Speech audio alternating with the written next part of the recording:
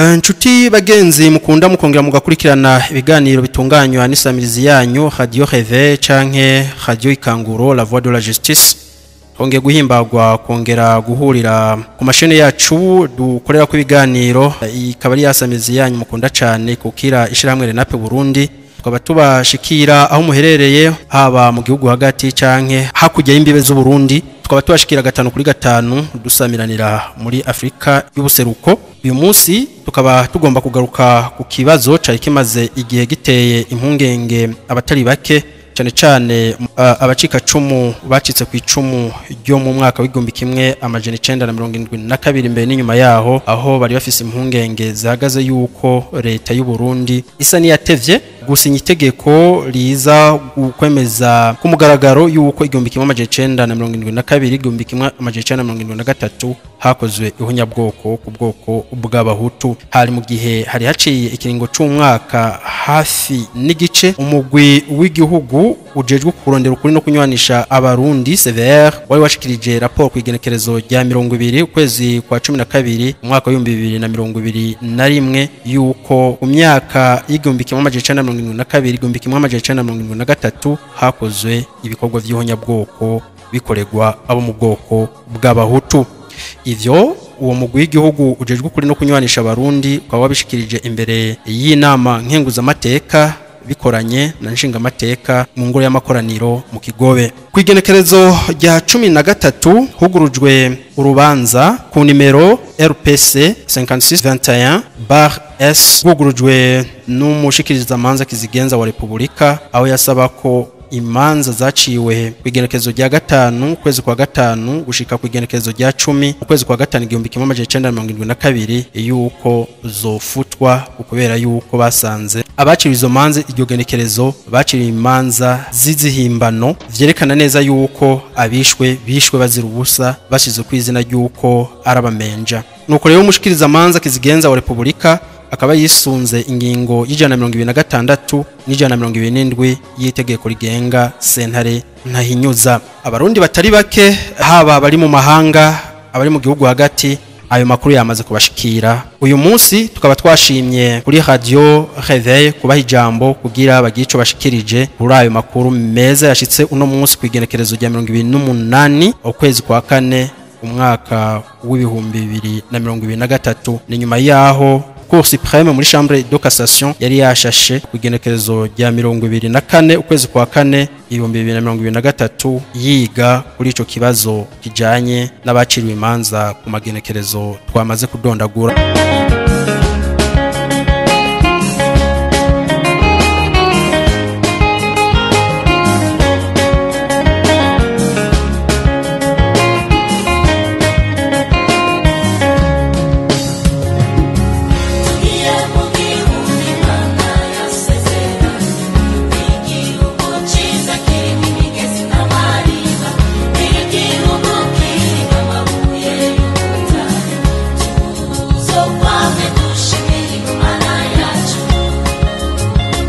Kuri micro muri studio zacu turi kumwe na Madame Gloriose ari muri Danemark. Madame Gloriose, inkuru nziza yashikirijwe na sentare ntahinyuzwa y'u Burundi we wayakiriye gute nka bamwe mu ntuza mu mfuvyi z'igihumbi kimwe amajana 972?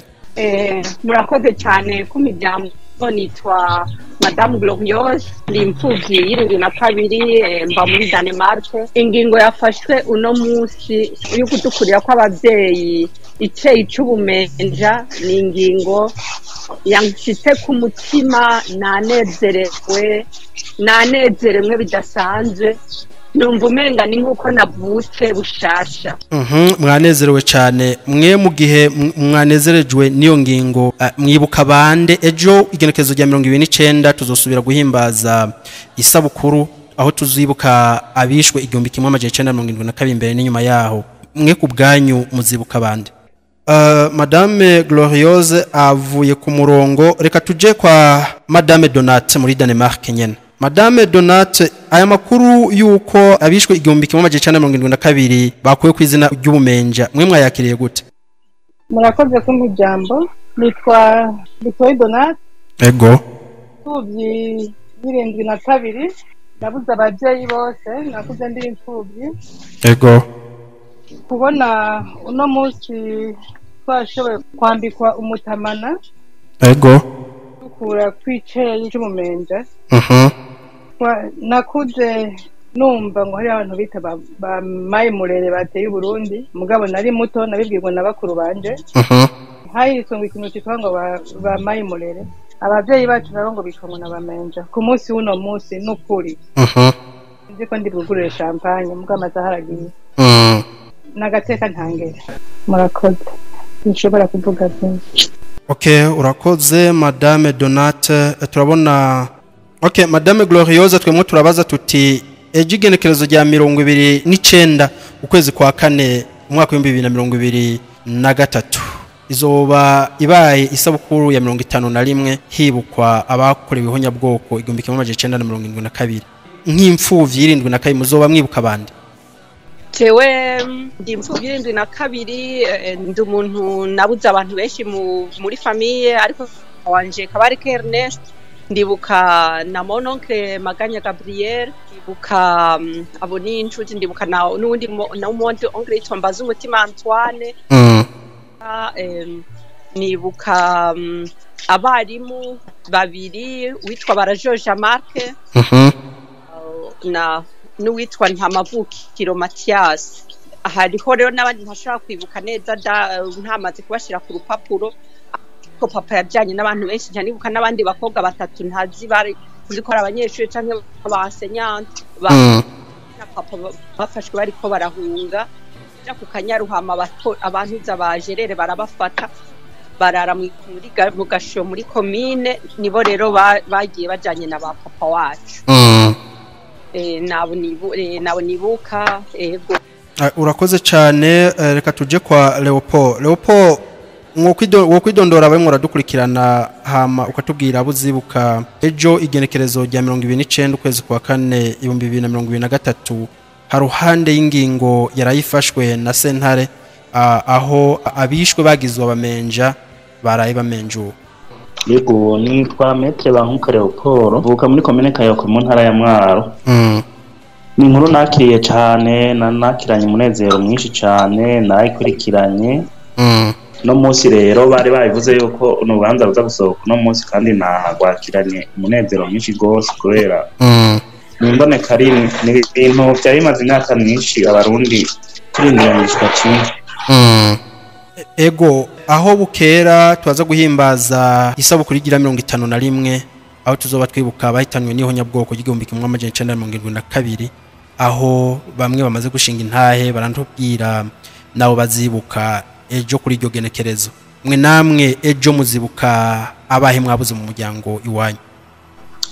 Jewe by'umwihariko nzokwibuka cyane cyane umoncle maternelle no kuvuga avukana na mama ciwe ibururi yari umuprofesseur yarize kaminuza y'u Burundi yishwe 72 yitwa Bweso Joseph. Uwo niwe nibo nzokwibuka cyane hambavu y'abandi benshi mu muryango kwa papa. Nigikusaba leta uno munsi kwigenekerezo rya 28. Icyo nsaba leta nuko yokwemeza yo kwihonyabwoko ry'irindwi ryabaye kandi akavye guhigishanya ngo biki n'ibiki byarabaye kandi nta bindi umuntu yoza kurondera. Ico kintu ni kintu gikomeye cyane hama abantu bagahusumbushwa na cyane ababuzwe ibyabo bakabisubizwa hakaba gusubiza ibintu abantu babyibarabiye bavuye muri biriya. Urakoze cyane. Reka tugende kwa Emile mu Rumonge. Emile uratwumva? Umva. Okay, amakuru y'uno munsi aza kumenjura abiswa abamenja mu mwaka w'igihumbi kimwe amajana 1972 ayo makuru we wayakiriye gute? Ego murantunga mbanze nidondore. Ego ndayirukiye Emile mwene Hakizimana Leonidas ho kwa Mfumukeko wa Munyedese. Abakuru rero y'uno munsi yuko bishwe 72 aribo basokuru bacu na basokuruza bamenjuwe nayakiriye neza cyane kandi n'umunezero ntangere. Ego aho ndi umunezero wandenze rero ndashimiye leta ibicishije muri sentare ntahinyuzwa ko yahisemwo ko izina ry'ubumenja n'urubanza rwaciwe rugacirwa abahutu bakiyishwa bazira ubusa benshi cyane bashimye ko kuri no genekerezo busa kwibuka ihonyabwoko bakorewe yohagarara igafutwa kandi bashimirwe cyane. Ego aho butera turahimbaza sabukirgira 51 aho tuzoba twunamira abacu batikijwe 1972. Wewe mu Rumonge aho herereye uzoba wibuka bande? Ku munsi w'isabukuru igira 51 aho twibuka abacu bahonejwe bazira kwara abahutu, nzibuka cyane cyane abantu batatu ntashobora kwira umuryango w'amaraso bo baba bakurikira. Sokuru abyara data Mfumukeko, nzomwibuka. Siwe Munyedetse, nzomwibuka. Abyara nyokura abyara data, baje nuko nasanze sokuru abyara data na sebukwe baciye bicirwa hamwe imuramba mu mugamba, zomba mu maraso. N'abandi benshi bapfuye ntashobora kudondora, nzoba ndiko ndabibuka. Urakoze cyane, reka dusubire kwa Madame Glorieuse muri Denmark. Sinzi uko twumva. Ndabumva. Ego mwavuze abo muzibuke ejo kwigenekezo rya 29 muranagaragaza akanyamuneza mufise kubona abavyeyi banyu bacu bishwe 1972 bakuwe kwizina ry'umenja. Nakaye kajambo wotekerera leta ni giki musaba leta? Jewe leta ndayishimiye cyane kubona yagize ico itwereka uno munsi, ariko cyane cyane ndasaba yuko leta kwibanda cyane kuraba ingene twabayeho, karaba gahombo twagize mu buzima bwa misi yose. Hariho abanyazwe twe personnellement twaranyazwe amahera yari kuri konte, yo ntitwayaronse, twaranyazwe ibintu byari mu iduka, ibyo ntitwabisubijwe. Hama rero no kunyaga umunezero, twanyazwe umunezero, ntitwakuze twishimye, twakuze dutukwa. Donke ibyo byose baraba ingene bodukompasa, baduhe tugire equilibre cyangwa n'abazotwagire equilibre mu buzima. Urakoze cyane, reka tugende kwa Donate. Sinzi uko twumva. Ndabumva neza cyane. Ikibazo ni cyakindi, mwebwe nigiki musaba leta y'u Burundi haruhande yukuba yamenjuye abavyeyi banyu nubwo batari bubagarutse? Icyo twasaba umuvyeyi wacu ariwe leta, leta nkozi ko yogira uko ishoboye kose bakadusubiza amatongo. Turafite itongo mu Nyakabiga twanyazwe, n'ubu twaraburanye tararonka. Yogira icyo ikoze kugira ngo dushobore kubona aho twabukiye bamwe naho tutahakuriye, mugabo dushobore kuhasubizwa ni kwa papa.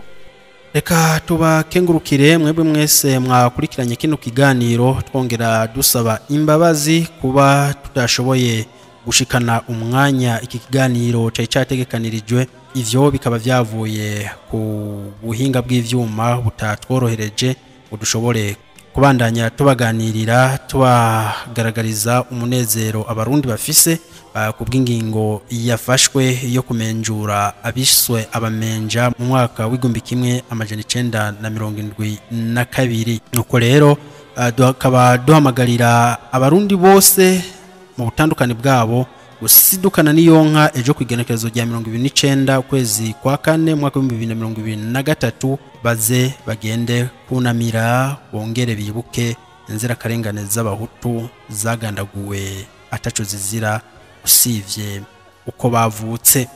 Nuko rero wo mwari muteramanye kuri micro akaba ari Prophet Domunezero na utaha.